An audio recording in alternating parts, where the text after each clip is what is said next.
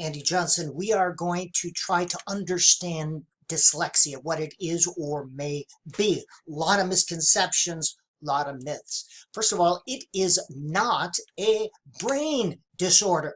Now, reading is not sounding out words. A lot of the misinformation about dyslexia is based on the misidea that reading is simply sounding out words. Reading is creating meaning with print. And we use three cueing systems, our brain does, to recognize words: the phonological, the syntactic, and the semantic. And we oftentimes give students just a steady diet of phonics, and we ignore the other two. So good instruction and intervention for all students, especially students with dyslexia, focuses on developing all three cueing systems.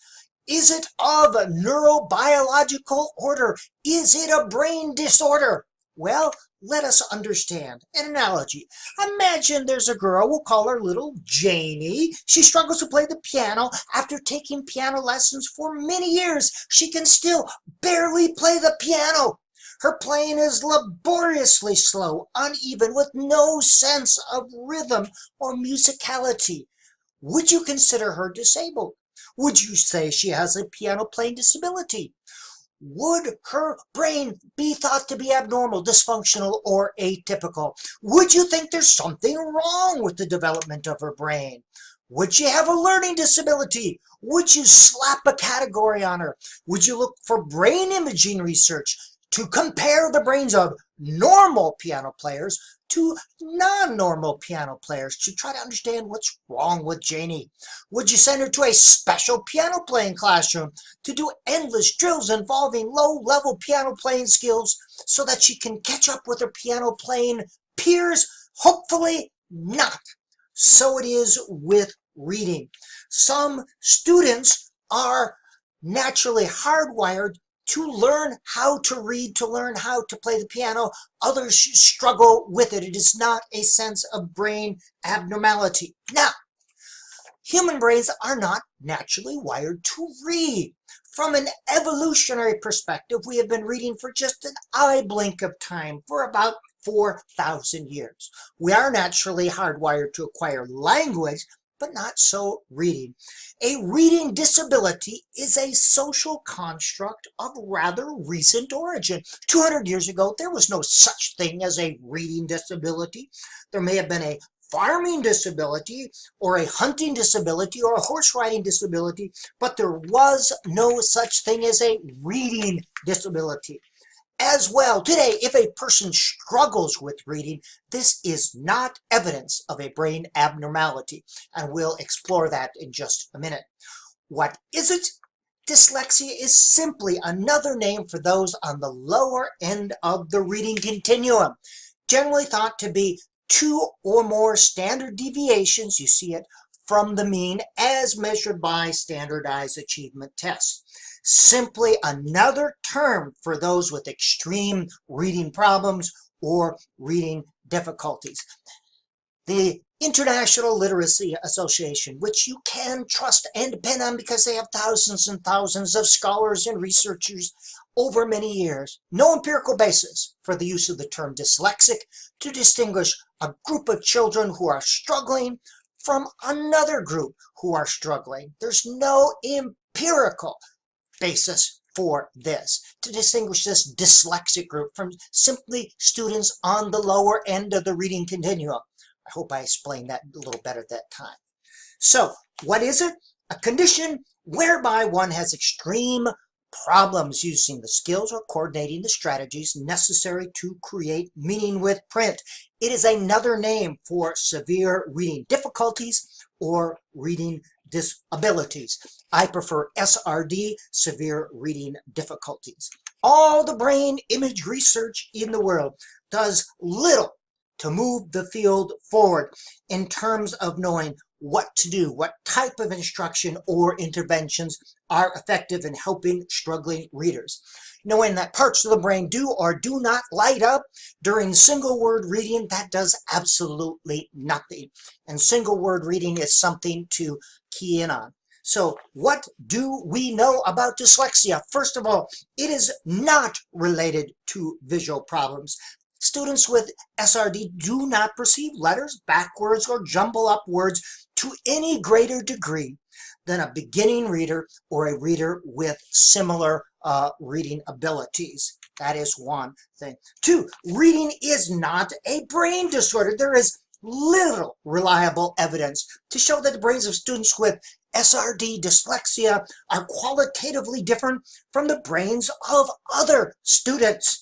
The imaging research that purports to demonstrate dysfunction or abnormalities has a whole bunch of methodological concerns, and you can see them here. Sample size, the type of subjects, using single word reading. Ask a student to read a single word out of context to see what parts of the brain light up. That's not reading. That's identifying or sounding out a word. Reading is creating meaning with print.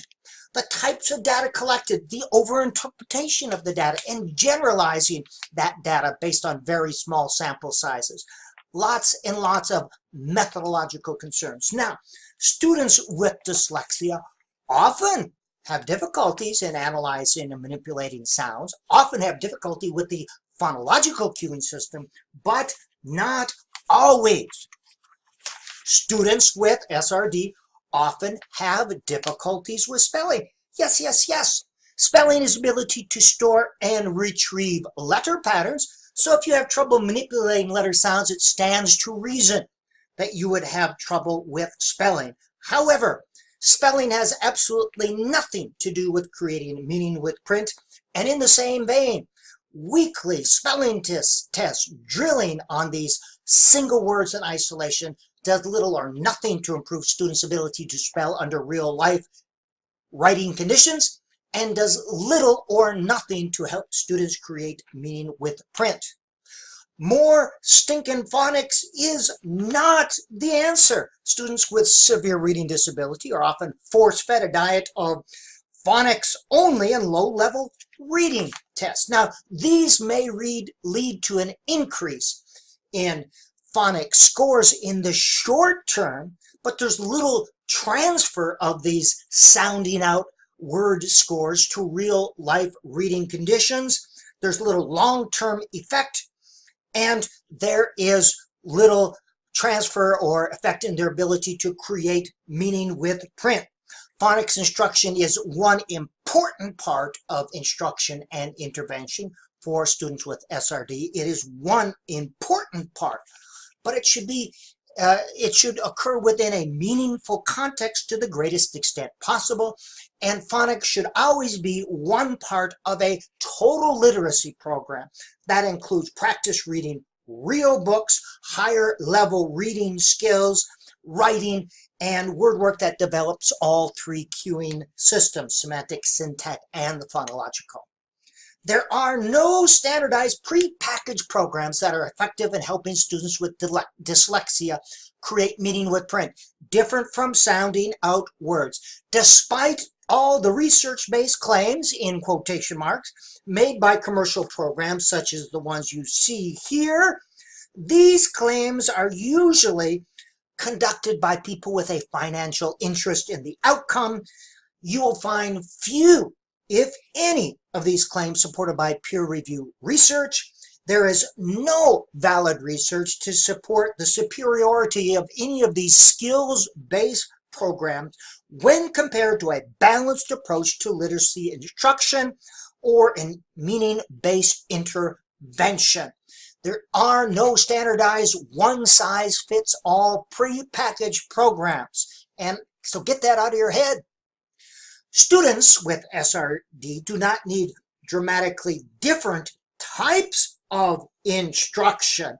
They need more intense versions of the kind of research-based instruction they are currently receiving. Now, when students get something different, they have their gen ed class here and an intervention there, and it's different, this leads to a splintered curriculum. How would you like to learn tennis if you had instruction teaching one set of skills here, and the afternoon someone else taught you another set of skills there? It would be very hard. It leads to a splintered curriculum. Struggling readers need consistency in order to reinforce developing skills.